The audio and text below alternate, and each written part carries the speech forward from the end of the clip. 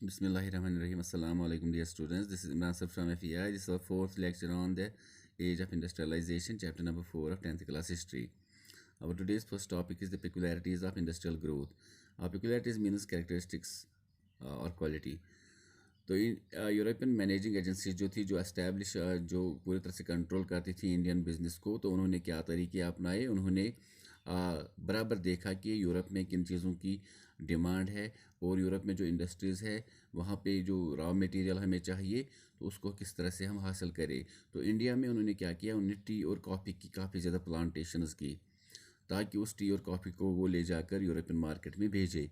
इसके अलावा jute, Indigo वगैरह का भी इस्तेमाल किया गया यहाँ पे और उसकी प्लांटेशन की गई ताकि उसको एज रॉ मटेरियल यूरोपियन या इंग्लैंड की इंडस्ट्रीज़ में इस्तेमाल किया जाए। इसके अलावा इन्होंने काफ़ी ज़्यादा इन्वेस्टमेंट माइनिंग में भी की। तो इन्होंने इन सभी चीज़ों को पहले सिलेक्ट किया और उसके बाद एक्सपोर्ट करने लगे। Indian businessman and their industries, तो इंडियन बिजनेसमैन जो थे या इंडस्ट्रियलिस्ट्स थे जो थे, उन्होंने मैनचेस्टर गुड्स के साथ, जो मैनचेस्टर का कपड़ा वगैरह बनता था, उसके साथ कंपटीशन करने से परहेज़ किया। तो यहाँ पे जो इंडस्ट्रीज़ पहले पहले कायम हुई, जैसे कि हमने पहले भी मेंशन किया था, तो इसमें यार्न बनता था, फैब्रिक नहीं बनता था। तो इंडियन यार्न जो था इन इंडस्ट्रीज़ का, वो हैंडलूम्स में इस्तेमाल होता था और इसके अलावा इसमें से कुछ चाइना भी एक्सपोर्ट किया जाता था। वहाँ के वीवर्स भी उस यार्न का इस्तेमाल करते थे। Growth of industrial Indian cotton industry during the period of 1900 and 1912, तो जो early first decade of 20th century थी, तो काफ़ी ज़्यादा चेंजेस आ गई। तो अगर आपको याद होगा, स्वदेशी मूवमेंट जो चला था 1905-6 में, तो उसमें बाइकआउट किया गया था फॉरेन गुड्स का। तो इंडियन इंडस्ट्रियलिस्ट्स ने काफ़ी ज़्यादा प्रेशराइज किया गवर्नमेंट को ताकि उनके लिए कुछ बेनिफिट्स वगैरह वो दे सके। तो एक्सपोर्ट टू चाइना, जो यार्न वगैरह चाइना जाता था, वो डिक्लाइन होने लगा क्योंकि चाइना ने अपनी इंडस्ट्रीज़ बनानी शुरू कर दी। या इसके अलावा अगर हम देखें, इंडियन मिल्स में अब कॉटन का कपड़ा बनने लगा, तो यहाँ पे अब टेक्सटाइल्स, फैब्रिक वगैरह बनने लगे। अब काफ़ी कम इंडस्ट्रीज़ में यार्न बनता था। तो उसके बाद अगर हम देखें, फर्स्ट वर्ल्ड वार का भी इम्पैक्ट पड़ा इस पर, क्योंकि इंग्लैंड में जब ये फर्स्ट वर्ल्ड वार बहुत सारी कंट्रीज़ के दरमियान लड़ा गया, आपने पढ़ा है सेंट्रल पावर्स और अलाइड पावर्स के बीच में ये फर्स्ट वर्ल्ड वार लड़ा गया था। तो इंग्लैंड में जो इंडस्ट्रीज़ थी, तो उन्होंने अब इंडस्ट्रीज़ का पैटर्न चेंज किया। अब वार टाइम इंडस्ट्रीज़ उन्होंने स्टार्ट की जिनमें वार टाइम गुड्स वगैरह ज़्यादा बनने लगे। और इंडिया में भी अब डिमांड बढ़ने लगी। इंडिया में भी नई नई इंडस्ट्रीज़ बनाई गई जिनमें वार के लिए मटेरियल बनना शुरू हो गया। जूट बैग्स बनने लगी, क्लोथ फॉर आर्मी बनने लगी, यूनिफॉर्म्स बनने लगी, या इसके अलावा सैडल्स फॉर हॉर्सेस वगैरह। तो इस तरह की इंडस्ट्रीज़ बनने लगी, तो नई फैक्ट्रीज़ सामने आ गई और जो पुरानी वाली थी वो एक्सपैंड होने लगी। तो नए नए वर्कर्स को एम्प्लॉयमेंट मिलना शुरू हो गया। तो इस तरह से इंडस्ट्रियल प्रोडक्शन जो थी काफ़ी ज़्यादा बूम हो गई या काफ़ी ज़्यादा बढ़ने लगी। तो position of Manchester after the war, तो मैनचेस्टर ने अपनी वो पोजीशन जो इंडियन मार्केट में वो पहले रखते थे फर्स्ट वर्ल्ड वार से पहले, वो वापस नहीं बरकरार कर पाए या रख पाए, क्योंकि अब ब्रिटेन का मुकाबला यूएस, जापान और जर्मनी वगैरह के साथ था। तो ब्रिटेन वगैरह की जो इकोनॉमी थी वो क्रैम्बल होने लगी, कॉटन प्रोडक्शन जो थी वो कोलैप्स होने लगा। अब इंडस्ट्रीज़ जो थी वो कॉलोनीज़ में प्रोग्रेस होने लगी। इसके बाद अगर हम बात करें, इंडिया में तो अब नई नई इंडस्ट्रीज़ बनने लगी थी, लेकिन फिर भी अगर हम देखें, अभी जो बड़ी बड़ी इंडस्ट्रीज़ थी ये कुछ कुछ ही इलाकों में बनी हुई थी। कहा जाता है कि 67% जो इंडिया की इंडस्ट्रीज़ थी वो सिर्फ बंगाल और बॉम्बे में थी।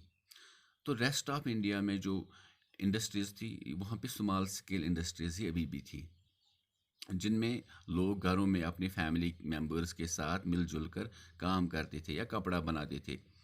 अब जो बड़ी इंडस्ट्रीज़ थी, तो मिल्स वगैरह में 1911 में सिर्फ 5% इंडियंस ही काम करते थे और 1931 में सिर्फ 10%। इसका मतलब जो रेस्ट ऑफ वर्कर्स थे वो स्मॉल स्केल या स्मॉल वर्कशॉप्स वगैरह में काम करते थे।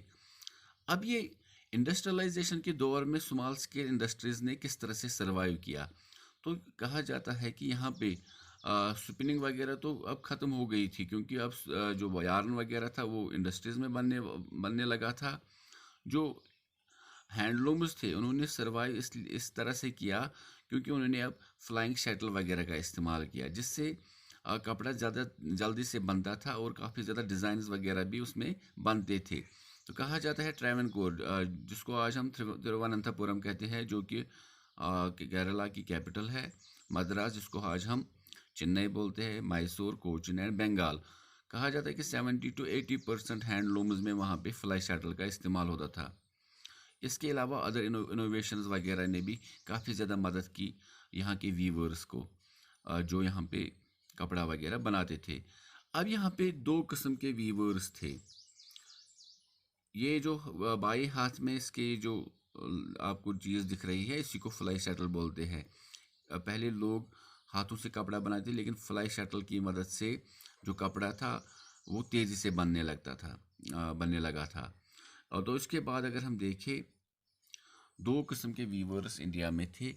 पहले वाले वीवर्स ने चुना कि वो कोर्स कॉटन का इस्तेमाल करेंगे, कोर्स कॉटन से चीज़ें बनाएंगे। कोर्स कॉटन का मतलब होता है सस्ती क्वालिटी का कपड़ा, जिसको गरीब ज़्यादा लोग मतलब प्रेफर करते थे। लेकिन जब फैमाइन वगैरह आते थे, तो लोग उस वक्त ये कोर्स कॉटन भी नहीं मतलब ख़रीद सकते थे। लेकिन कुछ ऐसे प्रोडक्ट्स वगैरह बनते थे जो अच्छी क्वालिटी के होते थे, जो अमीर लोग मतलब प्रेफर करते थे, जो अमीर लोग ब्रॉड करते थे, जिस जिस पर मतलब अगर हम देखें, अमीर लोग जो होते हैं उन पर फैमाइन का कोई असर वगैरह नहीं पड़ता है। तो इंडिया में बलोचरी साड़ी या बनारसी साड़ी, इनकी डिमांड कभी कम नहीं हुई। तो ये भी हैंडलूम्स वगैरह में ही बनती थी। तो मिल्स में इस तरह के डिज़ाइनर्स बनने बहुत ज़्यादा मुश्किल थे। तो यहाँ पे तस्वीरें भी दी गई हैं बनारसी और बलोचरी साड़ीज़ की। तो जो हैंडलूम वर्कर्स थे उनकी कंडीशंस काफ़ी ज़्यादा खस्ती थी, क्योंकि मिल्स की एज में या इंडस्ट्रीज़ की एज में वो सर्वाइव कर रहे थे। लेकिन दूसरी तरफ अगर हम देखें, वो ज़्यादा तरक्की नहीं कर रहे थे। तो बहुत सारे घंटे मतलब अगर हम देखें, ज़्यादा घंटों तक वो काम करते थे, अपनी सारी फैमिली को एंगेज करते थे इस प्रोडक्शन में, मगर वो भी इंडस्ट्रियलाइजेशन का ही पार्ट थे। अब मार्केट ऑफ गुड्स, अगर आपने देखा होगा, आजकल हम देखते हैं रेडियो पर, अब सुनते हैं या टेलीविज़न में जो प्रोग्राम आते हैं, तो उनके दरमियान एडवर्टीज़मेंट्स लगती है, जिससे लोगों को पता चलता है कि शैम्पू में कौन कौन सी नई किस्में आई है। इसी तरह से हम देखते हैं कपड़े, या हम देखते हैं साबुन या दूसरे प्रोडक्ट्स की एडवर्टीज़मेंट जब हम देखते हैं या सुनते हैं, तो हमारे जहनों में उनका नाम रहता है। और उसके बाद जब हम मार्केट में जाते हैं, तो हम दुकानदार से पूछते हैं फ़लानी शैम्पू या फ़लाना साबुन या फ़लाना वो चीज़ हमें दे दो। तो उस ज़माने में, अर्ली 20th सेंचुरी में या उससे पहले, जो लोग थे 19th सेंचुरी में, वो किस तरह से एडवर्टीज़मेंट्स करते थे, उन्होंने भी अलग अलग तरीके अपनाए थे। अगर हम मैनचेस्टर की बात करें, तो उस कपड़े पे लिखा हुआ होता था मेड इन मैनचेस्टर। अगर आपने देखा होगा कपड़े का कोई थान वगैरह जब आप लाते हैं दुकान से, तो उस पर भी आपने देखा होगा, उसके बॉर्डर्स पे उसकी कंपनी का टैग होता है या नाम होता है। तो जो भी लोग मैनचेस्टर का कपड़ा खरीदते थे, जब वो हम कह सकते हैं, वो सील देखते थे मेड इन मैनचेस्टर की, हम कह सकते हैं, जब वो देखते थे मेड इन मैनचेस्टर का लेबल उस पर, तो उनको यकीन होता था कि हमने अच्छा कपड़ा ही मतलब ख़रीदा है। और इसके अलावा गॉड्स एंड गॉडेस की पिक्चर्स वगैरह को भी जो हम कह सकते हैं कपड़े की दुकानों पर या कपड़े के लेबल वगैरह के ऊपर, या लेबल के तौर पे उस पे लगाए गए, सोप्स के ऊपर लगाए गए, ताकि उनके प्रोडक्ट ज़्यादा से ज़्यादा बिके।